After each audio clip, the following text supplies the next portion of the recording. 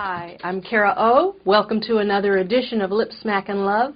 Today I have my good friend Jil Manning with me, and we were talking a little bit ago, what should we talk about?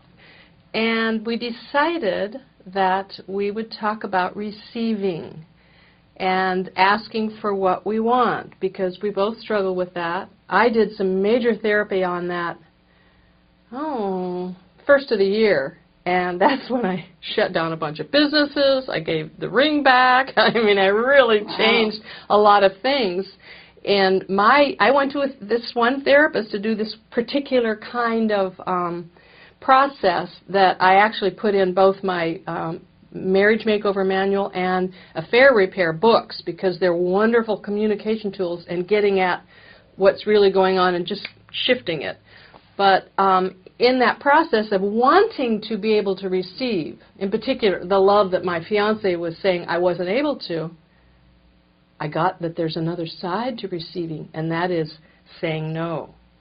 Because I wasn't good at that. It's like, okay, I was saying yes to everybody about everything and ignoring my own needs.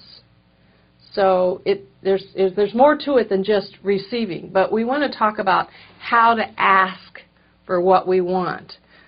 I mean, this is a big deal for a lot of people, because what happens if you get a no? That's the big deal. So let's just talk about that. Let's just free-form talk about it. Well, you need to ask for what you want and be willing to hear no. Yeah. I mean, it's scary, but if you don't ask, think of what you're going to miss out on. Now, is that really the only reason that you have trouble asking? Because I'm afraid to hear no. Is that the Sometimes, only? yeah. Is that the only thing? With sex, yeah. Yes, that one in particular. That's probably one of the touchiest ones for most of us, male and female, because it seems more like a rejection of us personally, yes, rather than asking for, would you take me to dinner? They're going, no, that doesn't feel like it's a rejection of us personally. You don't have any worthiness issues, probably. I have issues with feeling important to people, yeah. So, because that's, for me, that's one of the reasons I've had difficulty asking for what I want, is I don't feel like I'm worthy to be asking for that. I don't know if I analyze that at the moment, but I'm sure that has something to do with it. Yeah. Yeah. I know for me, part of my deal is I have had the core belief, it's pretty much gone away, but it comes up, it rears its little head once in a while, but that I'm a bother.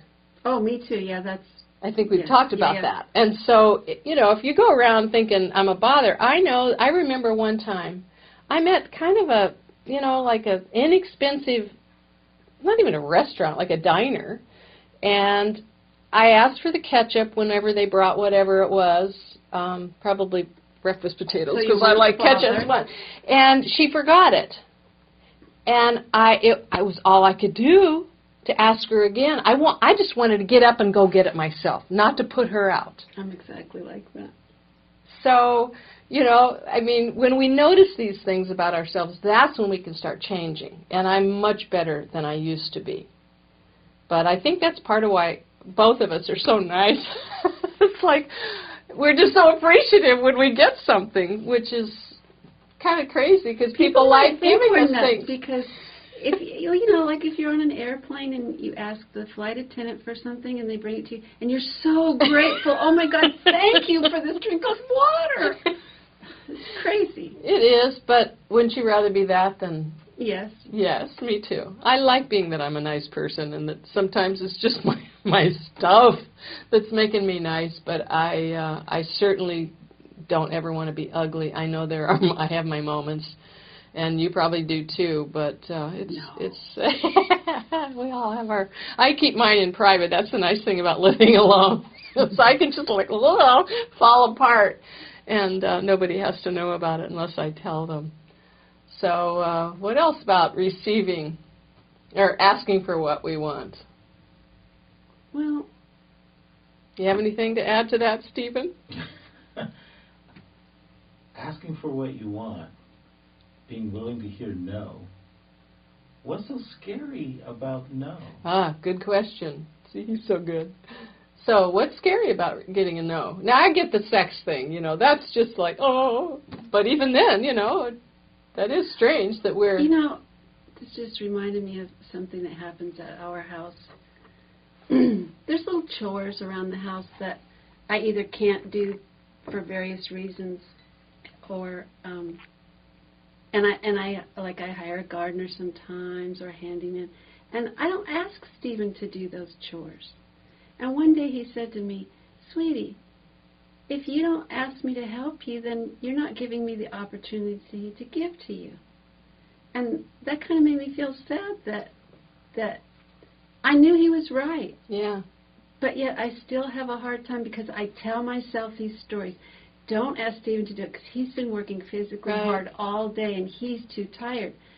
But part of that is stuff I have in my head from my previous relationship too. Yeah. Because Stephen never said, "Don't ask me to do any yard work," or "Don't ask me to wash your car," because I don't want to do that. Right. It's like he likes to. You've made all this up. Yep. Yeah. And that is a good point. When we are, there's a balance that most people want in a good relationship, that you're giving and they're giving, which means we're both receiving. And when, I know for me, I give, and I'm not giving, and I was aware of this when I went in to do this therapy session. I knew that I was denying people that, but it's still, it's still difficult. I'm much better than I was. This particular therapy kind of clears things like at a, cellular level or your wiring or whatever. It's pretty amazing, but it helped a lot. I still can use help in that. Yeah, it's an ongoing thing, and the great thing about what we're talking about and what I want to teach in all my books and all my videos is the bottom line is we can't change anything about ourselves, which means improve. That's what we want to improve ourselves until we become aware of what it is that needs to be improved, or what needs to be changed.